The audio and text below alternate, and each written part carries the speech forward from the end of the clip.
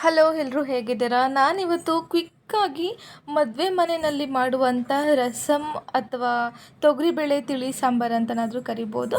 ಅದನ್ನು ಹೇಗೆ ಮಾಡೋದು ಕ್ವಿಕ್ಕಾಗಿ ಅನ್ನೋದನ್ನು ನಿಮ್ಮೊಟ್ಟಿಗೆ ಶೇರ್ ಮಾಡ್ಕೋತಿದ್ದೀನಿ. ತುಂಬ ಈಸಿಯಾಗಿ ಹಾಗೆ ಟೇಸ್ಟಿಯಾಗಿರುತ್ತೆ. ನೋಡೋಣ ಬನ್ನಿ ಇದನ್ನು ಹೇಗೆಲ್ಲ ತಯಾರು ಮಾಡೋದು ಅಂತ.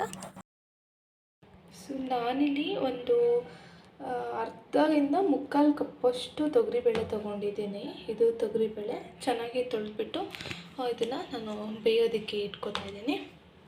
ಇಲ್ಲಿ ನಾನು ಒಂದು ಕಪ್ಪಷ್ಟು, ಈ ಕಪ್ಪಲ್ಲಿ ಒಂದು ಕಪ್ಪಷ್ಟು ನಾನು ನೀರು ಹಾಕ್ಕೊಂಡಿದ್ದೀನಿ.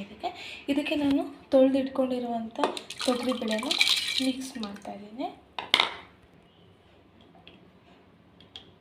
ಇದಕ್ಕೆ ನಾನು ಒಂದು 1/4 ಟೇಬಲ್ ಸ್ಪೂನಷ್ಟು ನಾನು ಅರಿಶಿನ ಪೌಡರ್ ಕೂಡ ಹಾಕೋತಾ ಇದ್ದೀನಿ.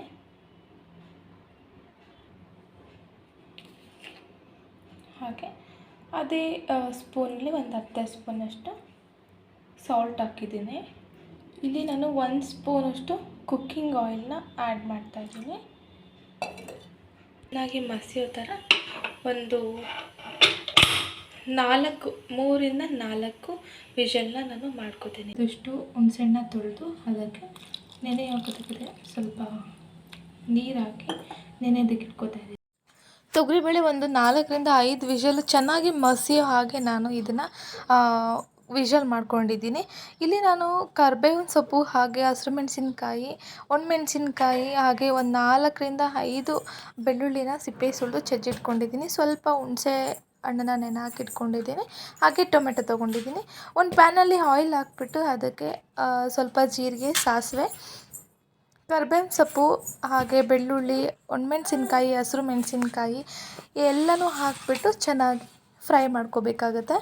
ಇದಿಷ್ಟು ಒಗ್ಗರಣೆ ನಾವು ಆಯಿಲಲ್ಲಿ ಚೆನ್ನಾಗಿ ಫ್ರೈ ಮಾಡ್ಕೊಳ್ಬೇಕು. ಇದಾದ ನಂತರ ನಾನು ಇದಕ್ಕೆ ಸ್ವಲ್ಪ ಟೊಮೆಟೊ ಕಟ್ ಮಾಡ್ಕೊಂಡು ಇಟ್ಕೊಂಡಿದ್ದೀನಿ. ನಾನು ಮೀಡಿಯಮ್ ಸೈಜು ಒಂದು ಹುಳಿ ಟೊಮೆಟೊ ಹಾಕ್ಕೊಂಡಿದ್ದೀನಿ. ನಿಮ್ಮ ಹತ್ರ ಹುಳಿ ಟೊಮೆಟೊ ಇದ್ದರೆ ನಿಮ್ಮ ಮನೆಯಲ್ಲಿ ಹಾಕ್ಕೋಬೋದು, ಇಲ್ಲ ಅಂತಂದರೆ ಯಾವುದಾದ್ರೂ ಆ್ಯಪಲ್ ಟೊಮೆಟೊ ಕೂಡ ಬಳಸ್ಕೋಬೋದು. ನಾನಿಲ್ಲಿ ಹುಳಿ ಟೊಮೆಟೊ ಹಾಕ್ಕೊಂಡಿದ್ದೀನಿ.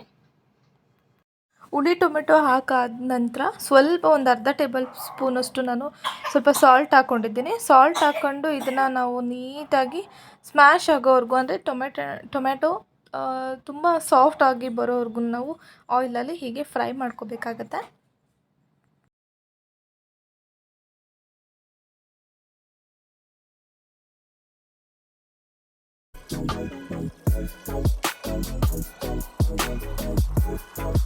ಟೊಮೆಟೊ ಎಲ್ಲ ಸ್ಮ್ಯಾಶ್ ಆದ ನಂತರ ನಾನು ತೊಗರಿಬೇಳೆನ ವಿಷಲ್ ಮಾಡ್ಕೊಂಡಿದ್ದಲ್ಲ ಅದನ್ನು ತೆಗೆದಿಟ್ಕೊಂಡು ಅದು ಸ್ವಲ್ಪ ಸ್ಮ್ಯಾಶ್ ಮಾಡ್ಕೊಂಡಾದ ನಂತರ ಸ್ವಲ್ಪ ಹುಣಸೆ ರಸ ಹಾಗೆ 1 ಟೇಬಲ್ ಸ್ಪೂನಷ್ಟು ಬೆಲ್ಲ ಬೇಕಾಗುತ್ತೆ.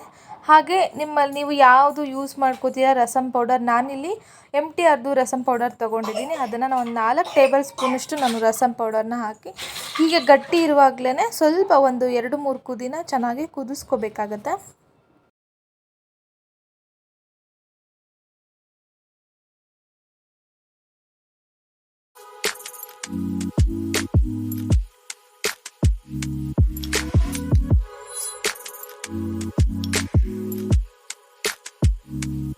ಇದು ಚೆನ್ನಾಗಿ ಮಸಾಲೆ ಎಲ್ಲ ಕುದಿದೆ. ಇವಾಗ ನಾನು ಒಂದು 1/2 ಲೀಟ್ರಷ್ಟು ನಾನು ನೀರನ್ನು ಮಿಕ್ಸ್ ಮಾಡ್ತಾಯಿದ್ದೀನಿ.